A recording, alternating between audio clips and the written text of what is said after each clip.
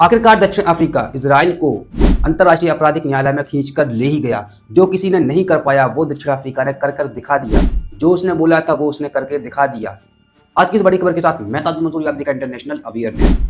जैसा कि मैंने अपनी पहली रिपोर्ट में आपको बताया था कि दक्षिण अफ्रीका ने 84 पन्नों की एक फाइल बनाकर अंतर्राष्ट्रीय आपराधिक न्यायालय में उसको पेश किया है और इजराइल के खिलाफ मामला दर्ज कराया है। तो मेरे दोस्त, उसकी घड़ी आ चुकी है, उसकी सुनवाई चालू हो गई है, जो कि हैग में अंतर्राष्ट्रीय आपराधिक न्यायालय ने उस पर सुनवाई चालू कर दी है। इजराइल के उस हर एक अत्याचार जो उसने किए हैं, हर एक उस जुल्म पर सुनवाई चालू हो गई है जो उसने किया है।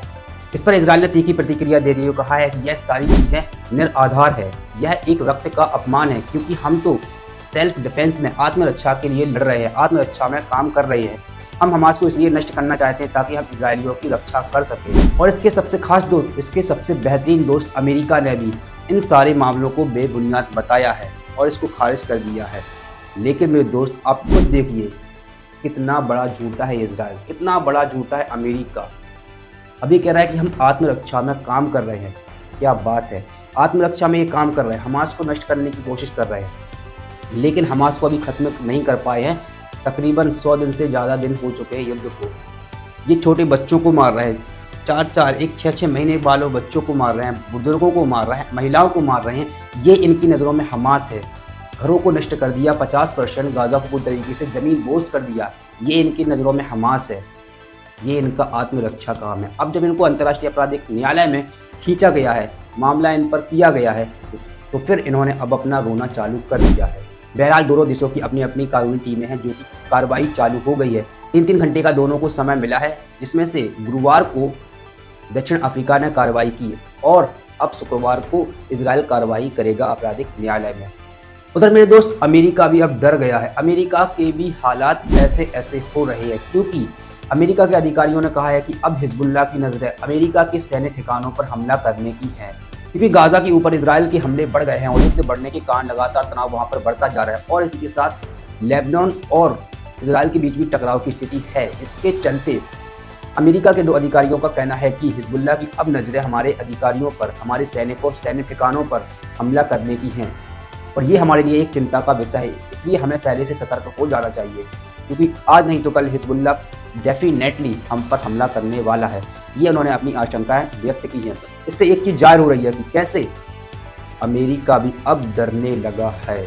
वहीं मेरे दोस्त, इस जंग में गाज़ा का तो नुकसान हुआ है, ये दुनिया को दिख रहा है, लेकिन मेरे दोस्त इजराइल का भी बहुत ज़्यादा नुकसान हुआ है, बहुत ज़्यादा नुकसान हो रहा है। आपको यहाँ पर बताते चले कि इजराइल की इसी के साथ इस युद्ध में इकोनॉमी भी बहुत ज़्यादा गिर गई है, क्योंकि इजराइल अपने प्रति सैनिक को, हर एक सैनिक को $80 प्रतिदिन दे रहा है, जिसके चलते उनके हालात बिगड़ते जा रहे हैं और गाज़ा के अंदर जो इजरायली हैं उनके हालात बद से बदतर होते जा रहे हैं, बिगड़ते जा रहे हैं, जिसके चलते स्थिति ये बन रही है कि अब इजराइल ने अपने सैनिकों को वापस बुलाना चालू कर दिया है। फिलिस्तीनी इस्लामिक जहाज संगठन के लीडर अबू नासर ने बताया है कि इजराइल के हालात इतने बिगड़ रहे हैं कि वो गाज़ा से अपने सैनिकों को वापस बुलाने के लिए मजबूर हो गए हैं।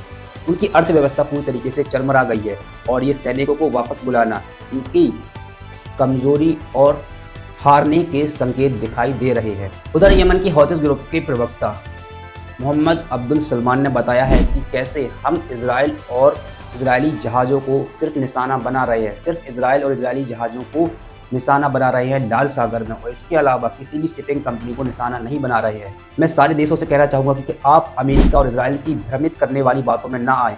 ये लोग सिर्फ यही चाहते हैं कि आप इनके झांसे में फंस जाए और कि लाल सागर पर सैन्य हमला कर सके। तो मैं आपको यहाँ पर क्लियर कर दूँ कि सिर्फ और सिर्फ हम इजराइल और इजराइल की जहाज़ों को निशाना बना रहे हैं, तो आप में से किसी को भी डरने की बात नहीं है।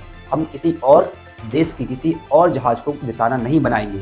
यमन की अल मसीरा टीवी की प्रेस कॉन्फ्रेंस के दौरान अब्दुल सलाम ने बताया, उन्होंने यमन और अंसारुल्लाह की शपथ को दोहराते हुए बताया कि हमने पहले ही कहा था कि हम सिर्फ इजराइल और इजरायली जहाज़ों को हाईजैक करेंगे, उनको यहाँ से निकलने नहीं देंगे, उनका यहाँ से निकलना तंग कर देंगे, और हम भी अभी भी वही काम कर रहे हैं। लेकिन अमेरिका सिर्फ झूठी बातें फैला रहा है, झूठी अफवाहें फैला रहा है। इससे आप सबको बचने की बहुत ज़्यादा ज़रूरत है। फिलहाल मैं आज की रिपोर्ट में बस इतना ही। बने रहिए इंटरनेशनल अवेयरनेस के साथ। रिपोर्ट पसंद आई है तो अपने दोस्तों के साथ शेयर करना मत भूलिएगा। तब तक के लिए जय हिंद।